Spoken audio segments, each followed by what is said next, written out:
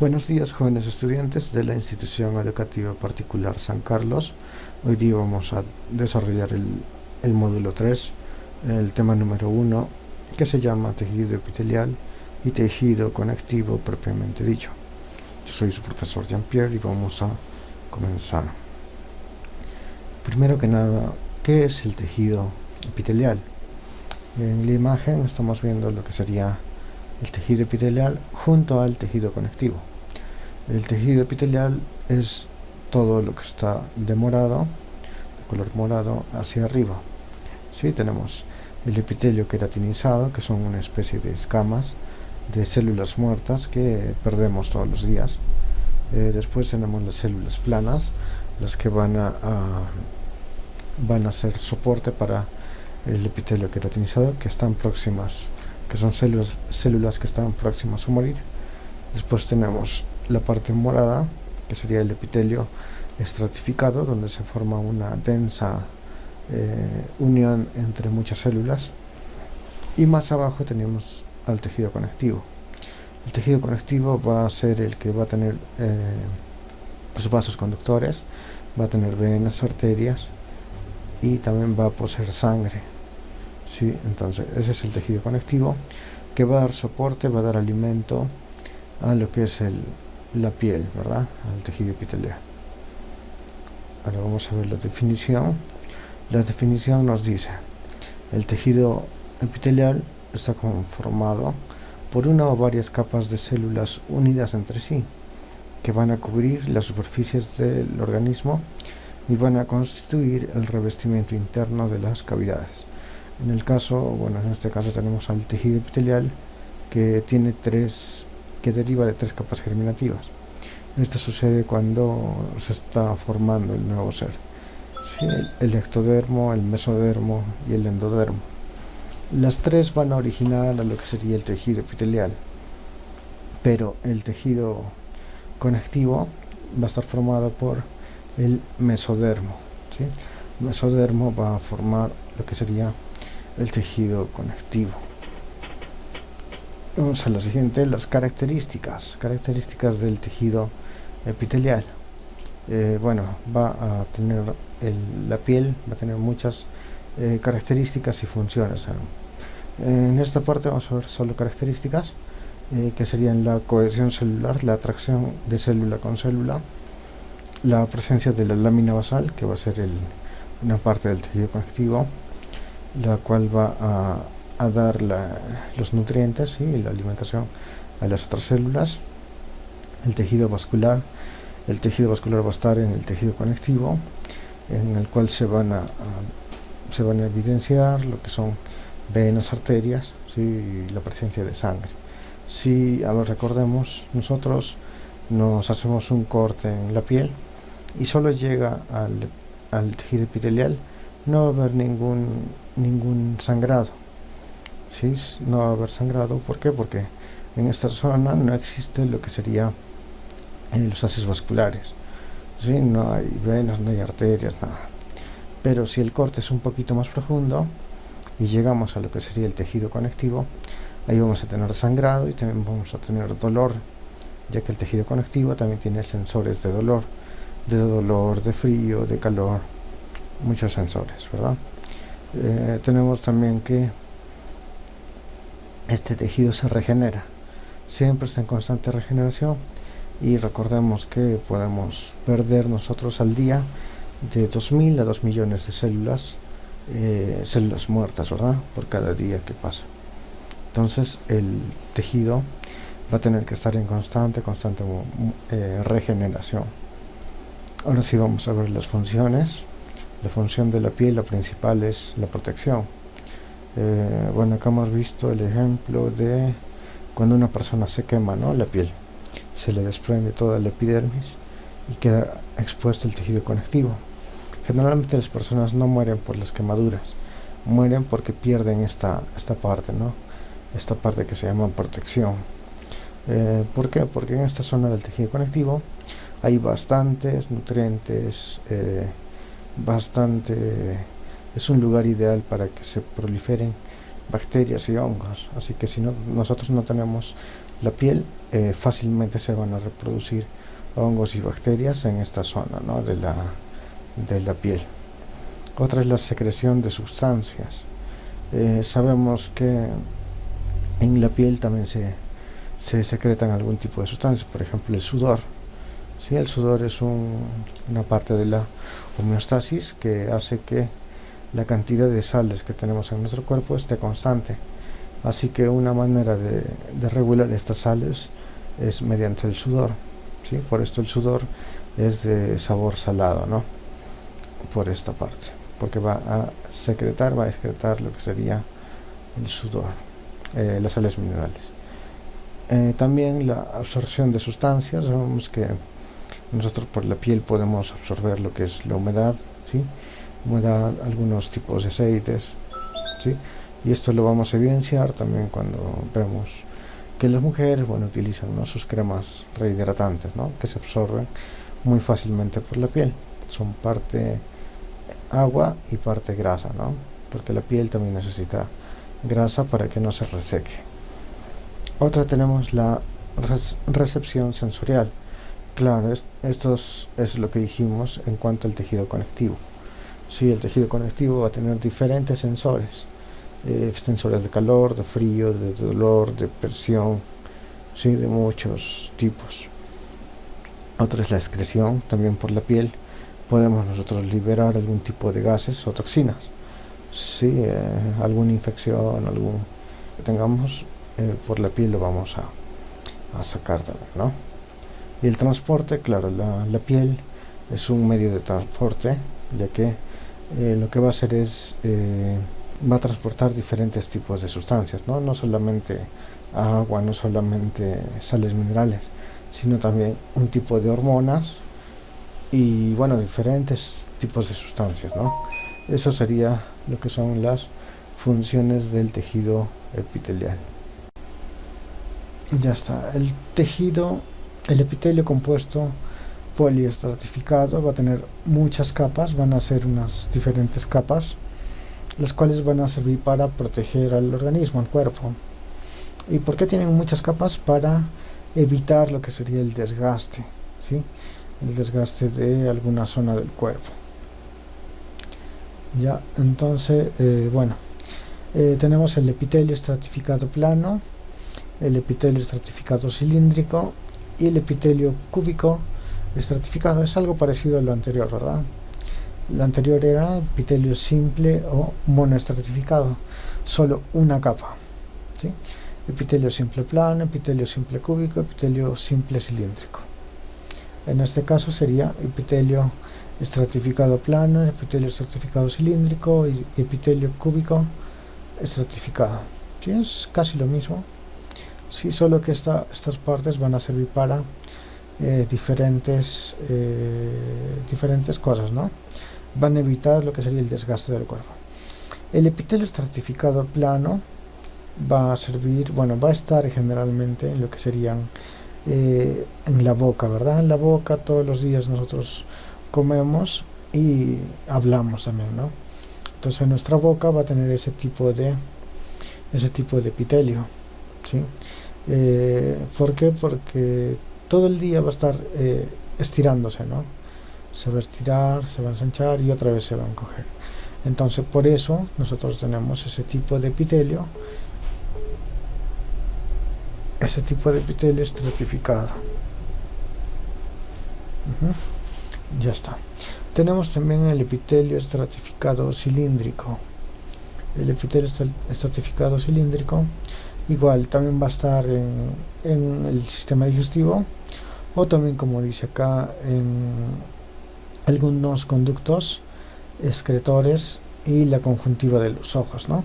La conjuntiva de los ojos es justamente donde se producen las lágrimas, ¿verdad? Y al final tenemos el epitelio cúbico estratificado, que también va a estar en la piel, ¿no? En los conductos de las glándulas sudoríparas, ¿sí? Ya está. Bueno, acá tenemos una imagen para que ustedes lo vean más a detalle, ¿sí? Se ponen así, ¿no? Epitelio estratificado son los últimos, ¿no? Son así. tienen diferentes formas y diferentes capas aparentemente, ¿sí? Bueno, esos son los tejidos. Ahora vamos a la siguiente diapositiva. Tenemos el epitelio pseudoestratificado. Pseudo significa falso y estrato significa capa, ¿sí? Unas falsas capas. Entonces estas capas van a servir también, como la anterior, van a ayudar en lo que sería diferentes, van a formar aparentes diferentes capas, ¿no? Vamos a encontrarlo en grandes conductos excretores. Excreción significa que vamos a eliminar sustancias, ¿verdad? Vamos a eliminar algún tipo de sustancias, y generalmente estas sustancias van a tener un carácter muy, ¿cómo les digo? Muy, puede ser tóxico o muy agresivo, ¿no? Por ejemplo, los jugos gástricos es el ácido clorhídrico, y fácilmente, si no tuviéramos este tipo de tejido pseudo certificado, nos cocinaría, ¿no? A nosotros mismos, por dentro, por nuestro interior. Y bueno, está el más distribuido, dice que es el epitelio ciliado, compuesto por mucosas de la tráquea, los bronquios, también el conducto auditivo. Bueno, en realidad hay muchos lugares, pero donde más abunda y donde más funciona es en el tejido digestivo, en el sistema digestivo, ¿sí? Volvamos al siguiente. El cuarto, epitelio del tipo transición. Este tipo de epitelio dice que va a revestir las vías urinarias. Bueno, en realidad este tipo de tejido es muy ensanchable, ¿no? Que se puede ensanchar mucho. Entonces estas células van a distenderse, ¿no? Bueno, acá le he puesto la palabra distensión. ¿Qué significa esto? Que tu vejiga, si hablamos de tu vejiga, donde se almacena la orina, va a tener una capacidad inicial y va a tener una capacidad final. ¿Sí? La capacidad inicial puede ser de 500 mililitros o así, pero la cantidad final, después de que está llena la vejiga, puede llegar hasta 1,5 litros. ¿Sí? Es como el triple de capacidad, y justamente son por este tipo de epitelio, ¿verdad? Ya está. A ver, vamos a lo siguiente. El tejido conectivo. Ahora sí vamos a la segunda parte. Recuerden que al comienzo hicimos, ¿no? Toda la parte morada hacia arriba es el tejido epitelial. ¿Sí? Recordemos que te dije que si te cortas en esta parte, no va a haber ningún tipo de sangre, ¿no? No va a haber sangrado, no te va a doler tampoco. Pero si te llegas a cortar un poco más adentro, que son unos milímetros más, vas a llegar al tejido conectivo, y aquí sí vas a sentir dolor, ¿verdad? Vas a sentir dolor, vas a sangrar también, ¿no? ¿Por qué? Porque hay mucha cantidad de vasos sanguíneos, ¿sí? Entonces ese va a ser nuestro tejido conectivo, ¿sí? Va a tener mucha cantidad de vasos sanguíneos, vasos conductores, y también hablamos de lo que eran los sensores, ¿verdad? Sensores de dolor, sensores de presión, ¿sí? Diferentes tipos de sensores.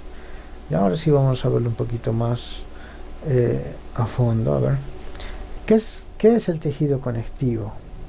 Dice que es un conjunto heterogéneo de tejidos orgánicos que comparten un origen común a partir del mesénquima embrionario. Ya, también se acuerdan que les dije del ectodermo, endodermo y mesodermo. Este también se origina del mesodermo, ¿sí? Bueno, en realidad tendríamos que estudiar esas capas germinativas para que me entiendas esta partecita. Así que yo creo que luego podemos estudiar, bueno, ya vamos a ver ya. Pero lo que te quiero decir es eso, ¿no? Que también sale del mesodermo. desde este tejido conectivo se forma desde unas cuantas horas de que se junte el óvulo con el espermatozoide, ¿sí? Ahora vamos a lo siguiente. Los componentes, tenemos a los fibroblastos, fibras colágenas, y bueno, sabemos, ¿no?, que la piel es elástica gracias al colágeno, ¿sí? Como sabemos, el tejido conectivo daba alimento, ¿no? Ahora retrocedemos. El tejido conectivo daba alimento hacia el tejido epitelial, ¿sí? De esta manera, por eso tiene el tejido conectivo, por eso tiene lo que sería el colágeno y diferentes sustancias, ¿no? Nutrientes y sustancias. Entonces, ¿qué más? Tiene una sustancia fundamental, que es un material translúcido hidratado, tiene una consistencia gelatinosa y también tiene fibras tisulares. Fibras tisulares significan fibras del tejido epitelial, ¿sí? Solo tiene fibras. Son estas fibras, ¿no?, que parecen así, que se juntan unas a otras, unas células a otras, ¿sí? Y bueno, van a tener componentes glucoproteicos, significa componentes de glucosa y proteína en solución, que quiere decir que, bueno, esto en realidad va a ser el alimento, ¿no?, del cual se va a nutrir el tejido epitelial, ¿sí? En solución significa disuelto. Va a tener glucosa y proteínas disueltas para alimentar a lo que sería el tejido epitelial. Las fibras colágeno, las fibras van a ser, como les dije, ¿no?, estas partes de uniones, ¿sí?, que van a dar elasticidad al cuerpo, a la piel, ¿verdad? Justamente se llaman elastinas, o son fibras elásticas también, ¿no? Y microfibrillas, ¿sí? Ya está. Vamos a la siguiente. Las fibras colágenas dice que resisten estiramientos presentes en todo tipo de tejido conjuntivo, como los tendones, ligamentos y fascias. Fascias significan capas también, ¿sí? Las fibras colágenas, bueno, claro, las fibras colágenas van a dar elasticidad, ¿no?, a la piel. Las fibras reticulares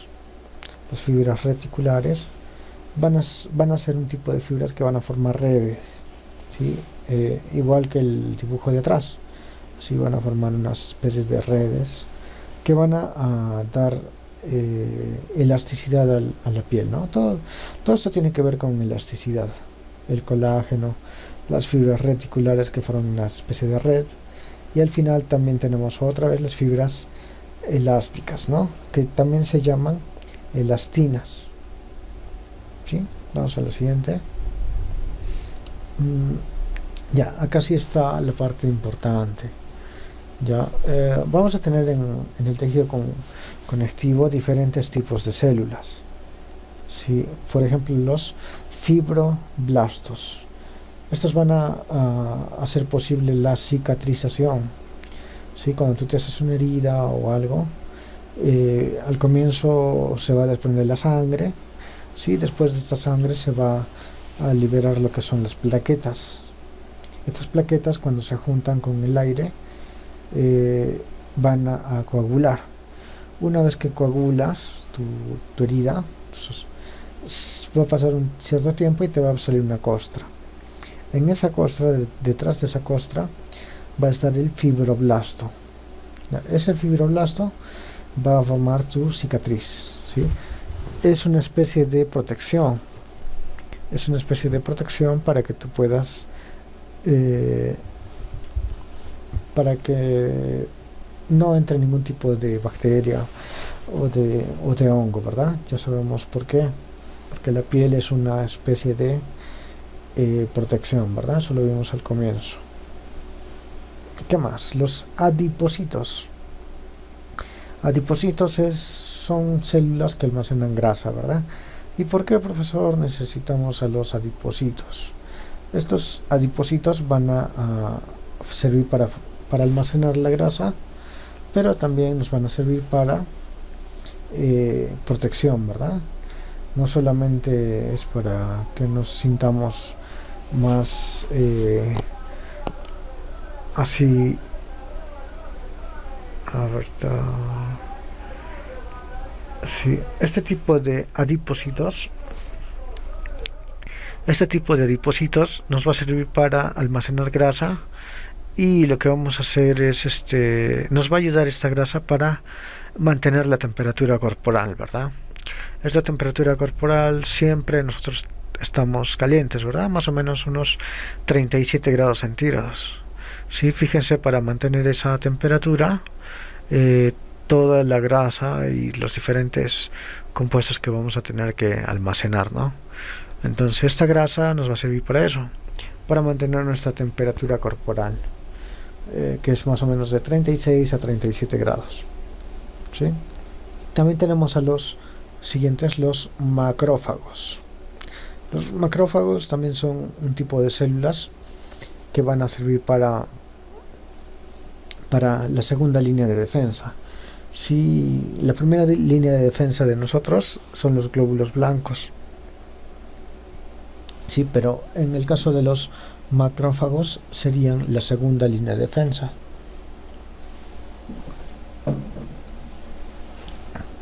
Los macrófagos van a fagocitar, ¿no? Fagocitar significa van a comerse a cualquier intruso, ¿verdad? Es como que si fuera un antivirus que los detecta la célula y manda a lo que serían a los macrófagos. Estos macrófagos van a rodear al virus, a la bacteria. Hola. Sí. ¿Me escuchan bien, chicos? Sí, profe. Sí. Ya no se duerman, chicos, ya estamos Sí. acabando. Ya estamos acabando, chicos, no se duerman. Ya. A ver, sigamos. Los macrófagos van a hacer una especie de antivirus en nuestro cuerpo, como decíamos. Y si detecta el cuerpo, la célula, alguna bacteria o virus, automáticamente los macrófagos salen. Si rodean a esas bacterias o a esos virus o esos hongos y los fagocitan, se lo comen, ¿no? Liberan una especie de sustancias que lo disuelven. ¿Sí? Esos son los macrófagos. Son células muy grandes que son una especie tienen forma de ameba. Sí, van a eliminar cualquier tipo de intruso que esté por ahí, ¿no? En la célula. Claro, también hablamos de los glóbulos blancos que están presentes en lo que era la sangre. Ellos son la primera línea de defensa. ¿Sí? La sangre regula a todo esto. Entonces, el primer filtro que tenemos para cualquier microorganismo externo son los glóbulos blancos, que se llaman también los leucocitos. Son la primera línea de defensa. La segunda línea de defensa son los macrófagos. Si es que los glóbulos blancos no han podido eliminar al agente externo, van los macrófagos, que son células gigantes. Sí, son el doble o triple de tamaño que los glóbulos blancos. Y al final tenemos la célula madre. La célula madre va a dar origen a cualquier otro tipo de célula. Ya, a ver, vamos. Las siguientes serían las clases del tejido conectivo. Sí, hasta ahora solo hemos visto para qué nos sirven, ¿no? Para qué nos van a servir los diferentes tipos y los componentes. Entonces, ahora nos tocan las clases y ya estaríamos para culminar su clase de hoy. Ya. Tenemos tejido conectivo laxo y tejido conectivo fibroso. El tejido conectivo laxo va a ser, como su nombre dice, algo sencillo, simple, delgado. ¿Sí? Laxo significa eso. Laxo es muy sencillo, simple. Perdón. En cambio, el tejido conectivo fibroso va a formar fibras, ¿no? Así como en las imágenes que están al fondo, ¿sí? Van a formar fibras. Entonces, van a ser mucho más densas, ¿sí? También le dicen tejido conectivo denso, es otro nombre, ¿sí? Ahora vamos a desarrollar el tejido conectivo laxo y culminamos con el tejido conectivo denso, ¿sí? Bueno, vamos primero. El tejido conectivo laxo, bueno, va a formar un tejido conectivo mucoso, un tejido conectivo reticular y un tejido conectivo mesenquimal. Ahora vamos a desarrollar cada uno. El tejido conectivo mucoso dice que va a ser una variedad de tejido conjuntivo laxo que se halla debajo de la piel del embrión y del cordón umbilical. Sí, recordemos que cuando se forma el feto, este necesita de un tejido conectivo para que se pueda unir, ¿no?, a la madre, y por este cordón umbilical se va a transportar diferentes sustancias, ¿sí? Va a transportarse lo que serían nutrientes, se va a transportar sangre, oxígeno, hormonas, ¿no?, diferentes sustancias muy importantes para el desarrollo del feto, ¿no? Recordamos también que feto significa cuando el ser humano en formación está dentro del vientre, ¿no?, de la madre. Una vez que ese feto sale del vientre de la madre, se llama recién bebé, ¿verdad? Ya está, vamos al siguiente. El tejido conectivo reticular.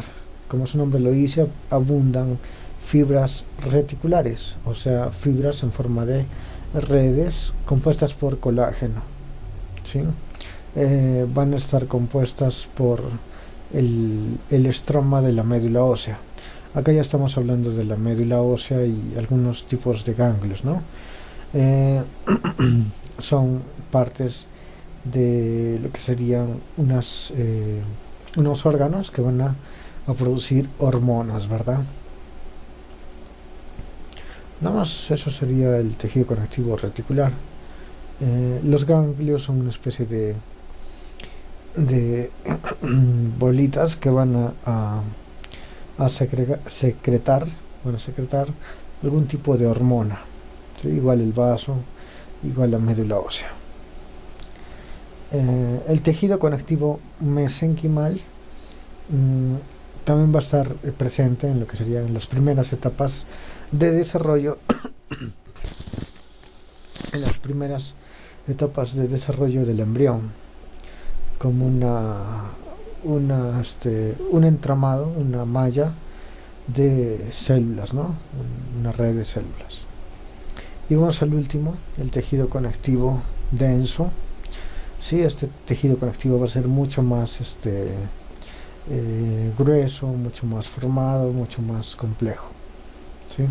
Dice que van a predominar fibras y por lo tanto tienen menos células y menos cantidad de sustancia intercelular amorfa. El tejido conectivo denso va a servir para el tejido embrionario, o sea, este tejido va a formar lo que sería una parte del embrión, ¿sí? Va a estar formando una trama celular laxa. Es como una especie de tejido, ¿no?, que va a proteger, va a formar en sí la parte del embrión, ¿sí? Así se va a formar con esta primera red, ¿no?, una red de tejido embrionario. El siguiente tipo de tejido conectivo, a comparación del otro que es regular, este sería irregular, va a formar parte de los órganos, ¿no? El tejido conectivo regular, denso regular, va a formar la piel, ¿sí?, la piel del embrión. En cambio, el tejido conectivo denso irregular va a formar lo que serían los órganos, ¿no? Pero a excepción del páncreas. ¿Sí? Y nada más, eso sería el tema de hoy. Bueno, como todo tenemos su tarea. Esta tarea está en su guía, ya, y está sencillo, por eso solo es una página, son 20 preguntas. Y chicos, entonces esta sería nuestra clase. Bueno chicos, nos vemos.